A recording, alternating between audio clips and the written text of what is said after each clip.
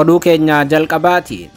Mootummaan Itiyoophiyaatii fi bulchiinsi naannoo Tigraay marii dhoksaa jaarsummaa gamtaa Afriikaatiin magaalaa Finfinneetti gaggeessaa jiru jedhame. TPLF fi mootummaan federaalaa marii dhoksaa maaliif gaggeessaa jiru gabaasa bal'aa dhageessu. Oduu biraatiin waraanni bilisummaa Oromoo WBO raayyaa ittisa biyyaa 4 faannootti dabalamuuf deemaa turan to'achuu beeksise. Raayyaan ittisa biyyaa kun akkamiin qabamanii eessatti faannootti dabalamuuf deemaa turanii gabaasa bal'aa dhageessu. Oduu keenya isaa xumuraatii fi biyya alaatiin humnoonni Suudaanitti wal lolaa jiran yaada manni maree nageenya dhaabbata mootummoota gamtoomanii dhiyeesse kuffise. Manni maree nageenya dhaabbata mootummoota gamtoomanii jimmata darbe gareen lamaan Suudaanitti wal waraanan waraana akka dhaaban gaafatus gareen kun lachuu waraana hin dhaabnu jechuun waraana itti fufuuf murteessaniiru. Suudaan keessatti maaltu ta'aa jira? Gabaasa guutuu isin biraan geenya akka mooltan daawwattoota hordoftoota Anolee Global Media. Oduuf odeeffannoo keenya galgala kana qabannee dhufneeti jirra. Odeeffannoo keenya ijoo isaa amma dhageessan guutuu isaa isin biraan geenya. Hanga xumura sagantaa keenyaatti dhaggeeffachuun yaada qabdan gara koomentiitiin nuuf barreessaa. Viidiyoon keenya namoota hedduu bira akka dhaqqabuuf like, share, subscribe godhuun dagatinaa isiniin jenna. Oduu keenya jalqabaatiin mootummaan Itiyoophiyaatii fi bulchiinsi naannoo Tigraay dhimmoota waliigaltee Piriitooriyaa danqan irratti marii cufaa gaggeessaa jiraachuun ibsame. Marii cufaa jaarsummaa gamtaa Afriikaatiin magaalaa Finfinneetti taa'amaa jiru kanaan dhimmoonni hojiirra oolmaa waliigaltichaa danqan jedhaman akka irratti mari'ataman ni eegama. Waliigalteen nageenya Piriitooriyaa muddee bara 2021 qaamolee lamaaniin mallattaa'ee waraana kaaba Itiyoophiyaa hamaa adeemaa turetti xumura godhuun isaa kan yaadatamudha. Waliigaltee kana hojiirra oolchuufis danqaaleen garaagaraa kan mudatan yeroo ta'u kana hordofees muddama dhalateen booda gamtaan Afriikaa jaarsummaan jidduu seeneera jedhameeti jira.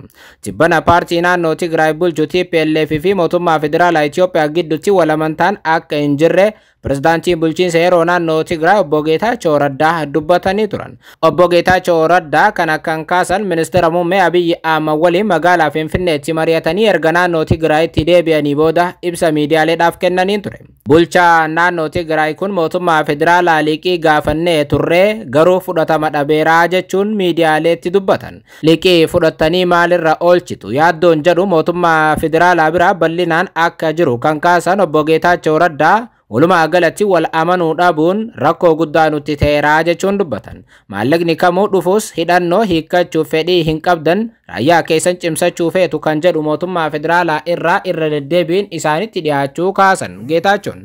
Komii obbo Geetaachoon dhiyeessaniif gama mootummaa federaalaatiin wanti jedhame garuu bal'aan hin jiru.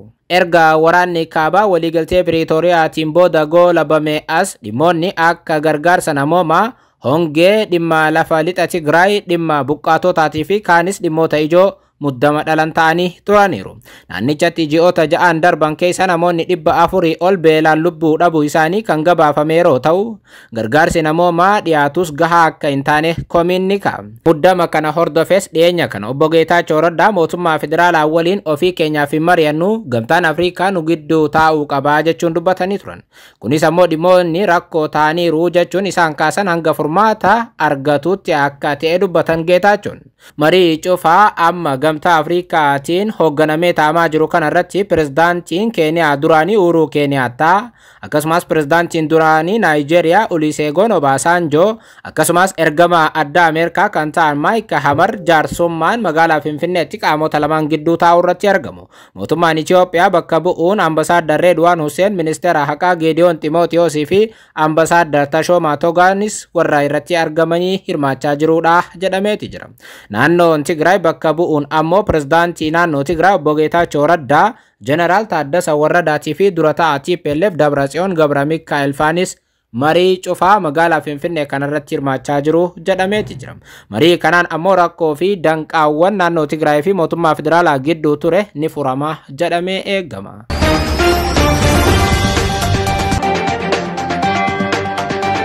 Oduu biraatiin waraanni bilisummaa Oromoo WBO'n dhalattoota Amaaraa kan raayyaa ittisa biyyaa faannootti dabalamuuf turan to'achuu isaa beeksise. godina Wallagga Bahaa aanaa Diggaa irraa miseensonni waraana raayyaa ittisa biyyaa 4 dhalootaan Amaara ta'an qawwee AKM 4 rasaasa 600 fi hidhannoo waliin gara faannootti dabalamuuf osoo deemanii waraanni bilisummaa Oromoo to'achuu isaa beeksiseera.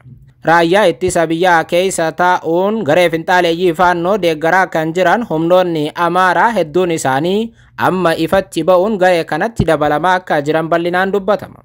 Keessumaa lixa Oromiyaatti garee raayyaa ittisa biyyaa keessa ba'uun faannootti dabalamu kun raayyaa ittisa biyyaa ta'ee osoo tajaajilaa jiru uummata Oromoo ajjeesuun garee kanatti dabalama.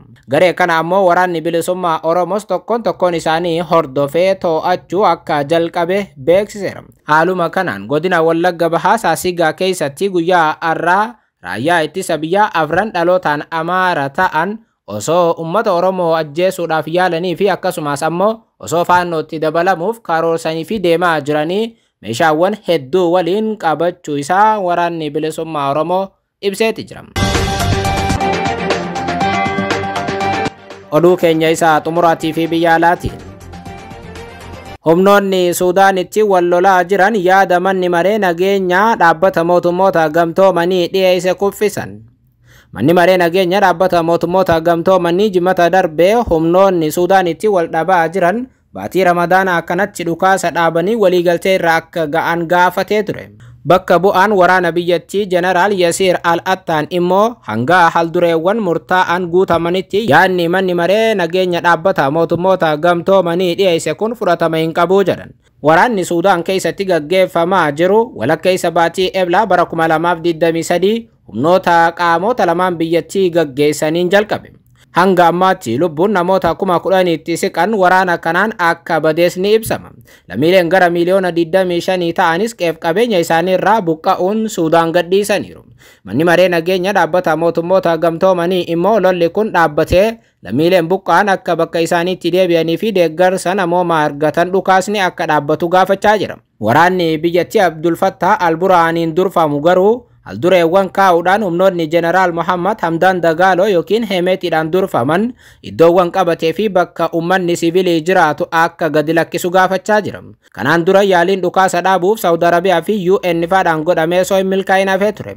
Ammas diinummaan hundee gadi fagoo godhatee fi wal dhibdeen aangoof taasifamaa jiru qaamota lamaan gidduutti itti fufeera. Sababa waraana kanaatiin rakkoon gargaarsa namoomaa Suudaan keessatti mul'achaa jiru xiyyeeffannoo hatattamaa kan barbaadu ta'uu dhaabbanni nyaataa addunyaa gama isaatiin torbaan darbe keessa ibsee ture. Dhaabbanni mootummoota gamtoomaniitii fi Ameerikaan akkasumas qooda fudhattoonni biroo illee jeequmsa Suudaan keessatti mudate kana balaaleffachuu irraa kan hafe waan qabatamaa bu'aa tokko buusuu hin dandeenye. Suudaan keessatti wal waraansa Hemetii fi Abdul Fattah Al-Burhaan gidduutti gaggeeffamaa jiruun lubbuun lammiilee guyyaa guyyaatti darbuu irratti argama.